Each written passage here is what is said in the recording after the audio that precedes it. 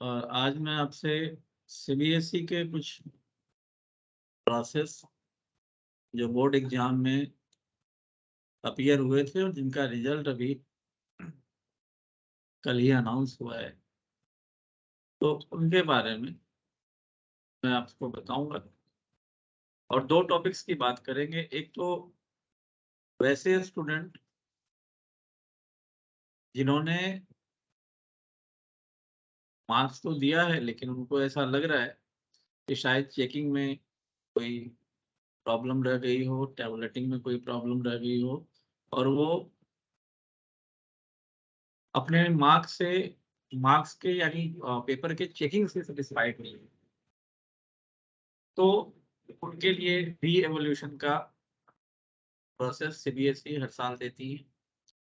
और दूसरा वैसे स्टूडेंट के लिए भी बात करूंगा जो इम्प्रूवमेंट के लिए, जिनको पता है कि हाँ चेकिंग तो सही हुई होगी, बट तैयारी नहीं हुई या किसी वजह से वो लिख नहीं पाए, और वो चाहते हैं कि एक बार और हम एग्जाम दें और अपने मार्क्स को सही कर पाएं। तो सबसे पहली बात हम करेंगे री इवोल्यूशन वाले स्टूडेंट के लिए, और मैं आपको फटाफट स्क्रीन पे लेके जाता हूँ और सीबीएसई की नोटिफिकेशन से आपको सारी बातें समझा देता हूँ।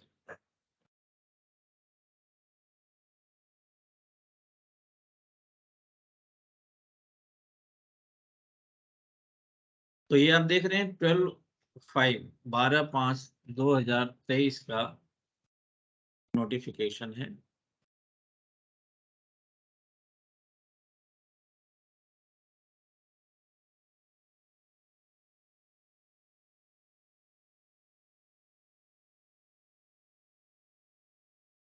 सेकंड वेट करेंगे।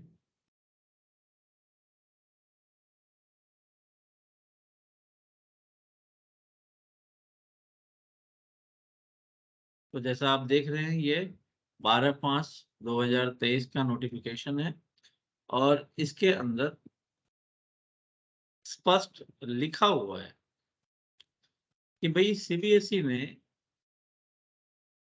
अपने बहुत सारे स्टाफ रिपोर्ट किए थे इवोल्यूशन वर्क के लिए। साइंस हो, सोशल साइंस, पीजीटी, जो सब्जेक्ट में है, फिजिक्स, केमिस्ट्री, बायोलॉजी, इन सब में उन सब के गाइडलाइन और इवोल्यूटर भी वही थे। वहाँ पे ये इवोल्यूशन वर्क हुआ है। और जितने भी सीबीएसई के गाइडलाइंस होते हैं, जैसे 20 आंसर बुक्स 8 आवर में आपको चेक करने, ये सारे एवोल्यूशन के लिए जो टीचर्स होते हैं उनके गाइडलाइंस होते हैं, तो उन सब का फॉलो किया गया है।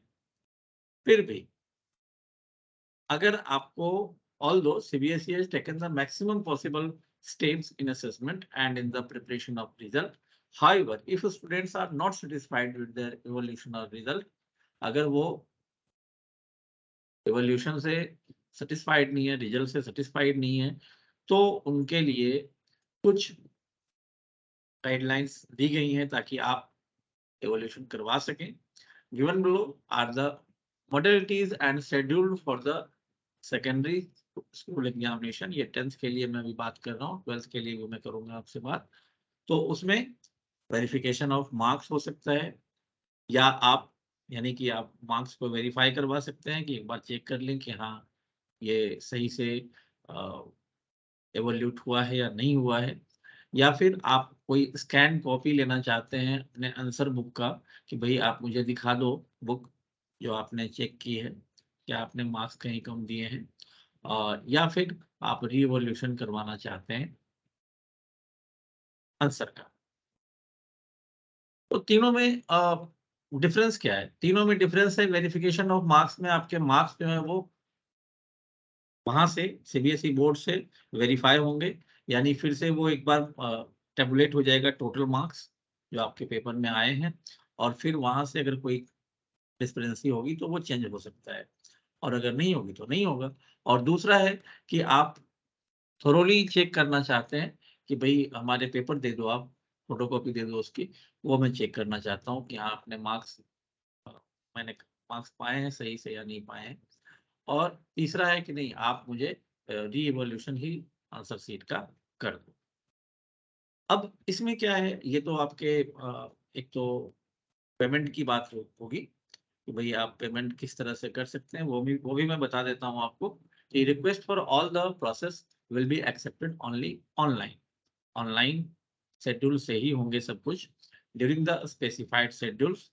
No application after the schedule date and time and in offline mode will be accepted. Offline भी कुछ एक्सेप्ट नहीं होगा और जो टाइम पीरियड उन्होंने दिया है उस टाइम पीरियड के बाद भी कुछ एक्सेप्ट नहीं होगा।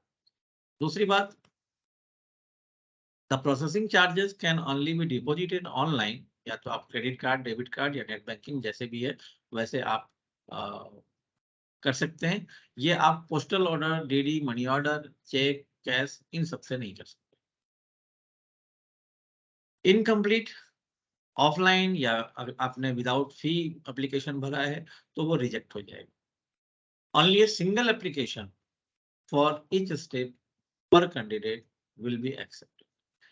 3 स्टेप आपको बताए गए हैं, एक सिंगल एप्लीकेशन आपको देना है and the candidate must decide in advance whether he has to apply for one subject और मल्टीपल सब्जेक्ट। आप एक सब्जेक्ट का रीचेकिंग करवाना चाहते हैं या सारे सब्जेक्ट का, ये आपको मेंशन करना पड़ेगा। अगर एक बार अप्लाई कर दिया आपने, फिर आपको दूसरी अपॉर्चुनिटी नहीं मिलेगी। Board will not be responsible for any consequence due to revision of marks. Marks में अगर किसी प्रकार का ऊपर नीचे होता है, कम ज्यादा होता है, उसके लिए बोर्ड जिम्मेदार नहीं है। डिले होगा उसके लिए, जो अगर बोर्ड के कंट्रोल के बाहर का रीजन होगा तो उसके लिए वो रिस्पॉन्सिबल नहीं। अब ये सबसे इंपॉर्टेंट बात है, decrease even bye 1 marks shall be affected. अगर एक नंबर भी आपके कम होंगे तो वो आपके ओरिजिनल मार्कशीट में कम हो जाएंगे। अभी मैं जब आपसे बात करूंगा इम्प्रूवमेंट के लिए तो वहां पे सर्कमस्टांसेस थोड़े डिफरेंट होते हैं, लेकिन यहाँ जब आप रीचेकिंग करवा रहे हैं अपने पेपर का तो वहां पे अगर आपके एक नंबर भी गए, कम हुए, तो वो कम ही किए जाए। जो फी होता है वो नॉन रिफंडेबल होता है। अब रही बात, जो 3 स्टेप है verification of marks, 500 rupees per subject charge है और the outcome of the verification of marks will be communicated in the same login account of the candidate। जो आपका login account है वहां पे आपको बता दिया जाएगा and the outcome of the verification of marks will be uploaded to the login account of the candidate on the CBSE website। कोई इंडिविजुअल कम्युनिकेशन नहीं होगा, जो आपका लॉगिन अकाउंट होगा वहीं से सारी कम्युनिकेशन होगी। अगर किसी प्रकार का चेंज होता है मार्क्स में, the first communication that marks have been change will be provided posted. वो आपको इंक्रीज डिक्रीज जो होता है वो बताया जाएगा। Thereafter once the result is recalculated, यहाँ पे बात समझ लेना आप, द एक्चुअल इंक्रीज और actual decrease of marks will also be provided. अब सबसे बड़ी चीज क्या है कि only those candidate who will apply for verification of marks online will be eligible to apply for obtaining photocopy. जो वेरिफिकेशन के लिए फर्स्ट स्टेप जो है, जो वेरिफिकेशन के लिए अप्लाई करना चाहते हैं वही एलिजिबल होंगे अपने आंसर सीट को प्राप्त करने के। अब अगर आप फोटोकॉपी इवैल्यूएटेड आंसर बुक का चाहते हैं तो ओनली दो वाले ही बता दिया, जो वेरिफिकेशन ऑफ मार्क्स के लिए अप्लाई करेंगे वो करेंगे प्राप्त। और इसके लिए 500 पर सब्जेक्ट आपको देना पड़ेगा फोटोकॉपी लेने के।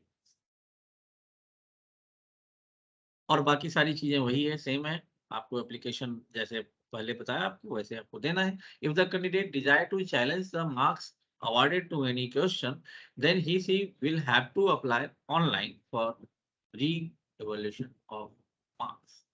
उसके बाद अगर आपको लगता है कि किसी क्वेश्चन में आप चैलेंज कर पा रहे हो कि नहीं इसमें ये नहीं मिले हैं या ज्यादा मिलने चाहिए थे, तो आप री-इवोल्यूशन ऑफ मार्क्स के लिए अप्लाई करेंगे।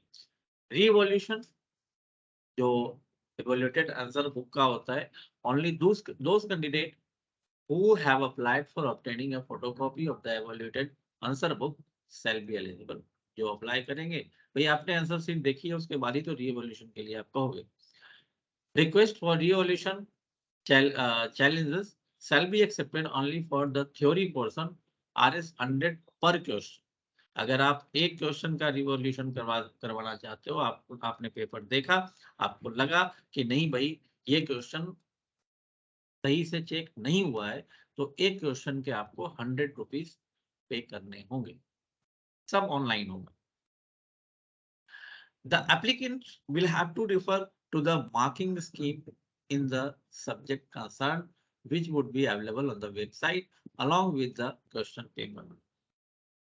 को रिफर करना पड़ेगा कि मार्किंग स्कीम कितना था और किस तरह से आपको मिला है. Thereafter, candidate can submit an application for revaluation. Status of revaluation shall be uploaded on the website followed by a formal communication from the regional office. Regional office जो होते हैं आपके, वहां से आपके कम्युनिकेशन हो जाएंगे. वहां से आपके पास फोन आ सकते हैं या वाया ईमेल या वाया लॉगिन, वो आपके हो जाएंगे. और यहाँ भी decrease even bye 1 mark shall be affected. अगर डिक्रीज होता है तो वो आपके रिजल्ट कार्ड में भी डिक्रीज होंगे. सीधी सीधी बात है.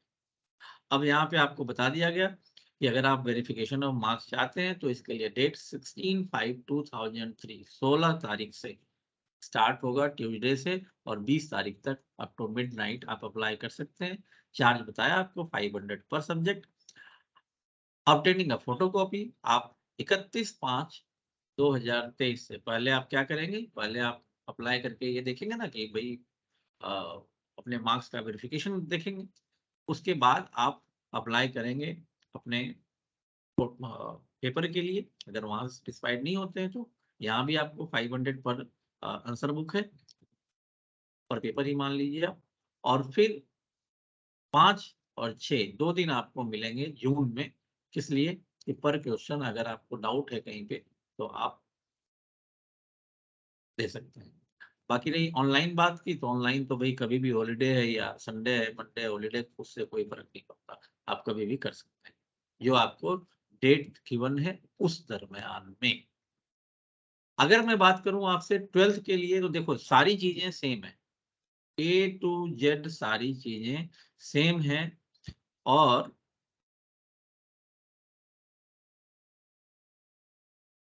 मेरे ख्याल से जो डेट का भी है वो सब कुछ सेम है. तो सब कुछ 10th और 12th के लिए सेम है. और इस प्रोसेस से आप अपने पेपर का रीवॉल्यूशन करवा सकते हैं. अब मैं बात करूंगा आपसे किसकी, जो सेकेंड स्टेप है इम्प्रूवमेंट एग्जाम की. यानी आपको इसमें कोई शक नहीं है कि जो पेपर चेक हुआ है वो ठीक ठाक है, लेकिन आपको शक है अपने आप पे कि हाँ हमने सही से तैयारी नहीं की थी, या जो भी सर्कमस्टांसेस बने होंगे हमने सही से पेपर नहीं लिखा है, और हम चाहते हैं कि हम दोबारा एग्जाम दें. देखिए मार्क्स का जहां तक मैं 12th की बात अगर करूं, तो 10th के मार्क्स तो आप यूं कह सकते हैं कि 10th के मार्क्स तो फिर से अप्लाई हो जाते हैं. 10th के मार्क्स फिर से आपको अगर थोड़े कम भी हैं तो वो आपको 12th में आप उसे स्टेबल कर सकते हैं. आगे दुनिया और भी है. लेकिन अगर आपने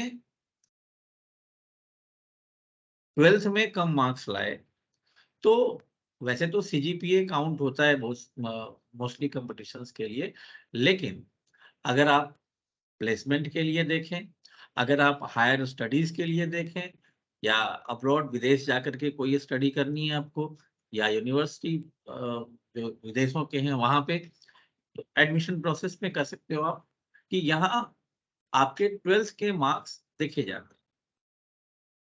और 12th के मार्क्स क्राइटेरिया अलग अलग है, यानी अच्छे मार्क्स होने चाहिए. तो फिर हम चाहते हैं कि चलो भाई अपना परसेंटेज बनाया जाए. अब परसेंटेज के लिए आपको इम्प्रूवमेंट एग्जाम के ऑप्शन सीबीएसई देती है. अब यहाँ पे सबसे पहली बात आती है भाई कौन दे सकता है इम्प्रूवमेंट का एग्जाम. तो सबसे पहली बात है कि फेल स्टूडेंट नहीं दे सकते, only pass student can give improvement exam. जो पास स्टूडेंट हैं, हाँ उनके नंबर कम आए हैं लेकिन वो सब्जेक्ट में पास है, वो इम्प्रूवमेंट एग्जाम दे सकते हैं। जो फेल स्टूडेंट है वो कंपार्टमेंट एग्जाम देंगे, ना कि इम्प्रूवमेंट एग्जाम देंगे। जो फेल स्टूडेंट है वो कंपार्टमेंट एग्जाम देंगे। कंपार्टमेंट एग्जाम के भी डेट्स नियर अबाउट आने ही वाले हैं, और वो भी लगभग साथ ही होते हैं, लगभग क्या साथ ही होते हैं, इम्प्रूवमेंट और कंपार्टमेंट के। तो कंपार्टमेंट के वो देंगे जो सब्जेक्ट में एसेंशियली रिपीट हो गए। एसेंशियली रिपीट लिखा हुआ आता है आपके मार्कशीट में, और इसको फेल कहते हैं। तो वो कंपार्टमेंट देंगे एक या दो सब्जेक्ट में जो होते हैं। लेकिन जो अपने मार्क पास तो हो गए लेकिन मार्क्स को इंक्रीज करना चाहते हैं, वो इम्प्रूवमेंट देंगे। दूसरी बात, क्या आप सब्जेक्ट चेंज कर सकते हैं? बिल्कुल नहीं कर सकते। जो आपका सब्जेक्ट रहा है वही सब्जेक्ट रहेगा, सब्जेक्ट चेंज नहीं होगा। आप सिर्फ उसी सब्जेक्ट में या इम्प्रूवमेंट का दे सकते हैं। क्या एक सब्जेक्ट में दे सकते हैं? नहीं, आपकी मर्जी है। वो एक सब्जेक्ट में इंप्रूव करना है, एक सब्जेक्ट में दे सकते हैं। एक से ज्यादा में देना है, एक से ज्यादा में दे सकते हैं। अब रही बात एप्लीकेशन प्रोसेस, तो जैसे अभी आपने देखा था उसमें रिवॉल्यूशन में कि जो भी प्रोसेस होंगे वो ऑनलाइन होंगे, ऑफलाइन कुछ भी नहीं। अभी तक इसके सर्कुलर नहीं आए हैं। सर्कुलर आएंगे तो फिर आगे मैं आपको डेट भी बता दूंगा, सारी चीजें बता दूंगा। लेकिन अभी रिवॉल्यूशन के सर्कुलर नहीं आए हैं, और उसमें ऑनलाइन बोर्ड में या आप थ्रू स्कूल भी कर सकते हैं। स्कूल से भी आप जहाँ से एग्जाम आपने दिया है वहाँ कांटेक्ट कर सकते हैं। वो भी इम्प्रूवमेंट के लिए आपको हेल्प करेंगे। एग्जाम कब होंगे? एग्जाम होंगे अगस्त या सितंबर में, हर साल ही। अगस्त या सितंबर में, इसी ईयर में, अगले ईयर नहीं, इसी ईयर में अगस्त और सितंबर में एग्जाम आपके हो जाएंगे। बहुत बच्चों को कंफ्यूजन थी। मेरे वीडियो बनाने का मतलब ये है कि मेरे ऑफलाइन भी कई सारे कैंडिडेट थे, और कई सारे मेल भी मैंने गेन किए कि वहां पे हमसे सवाल पूछा गया था कि अगर मैं इम्प्रूवमेंट के लिए करना चाहूँ तो क्या करूँ, या रिवॉल्यूशन के लिए क्या करूँ। तो इंडिविजुअली सबको जवाब देना मुश्किल है, इस वजह से मैंने आपको वीडियो के थ्रू ही बता दिया है। तो ऑनलाइन या थ्रू स्कूल आप एप्लीकेशन दे सकते हैं। अभी नहीं आया है, बस आने ही वाला है।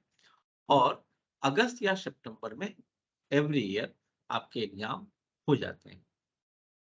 अब रही बात रिजल्ट की, तो चूंकि इम्प्रूवमेंट या कंपार्टमेंट के कम ही बच्चे होते हैं, तो इसलिए रिजल्ट जो है विद इन सम वीक आ जाते हैं। 3-4 यानी एक महीना आप अंतराल लगा लो, वो रिजल्ट आ जाते हैं। अब यहाँ मोस्ट इम्पोर्टेंट बात मैं आपको बताता हूँ।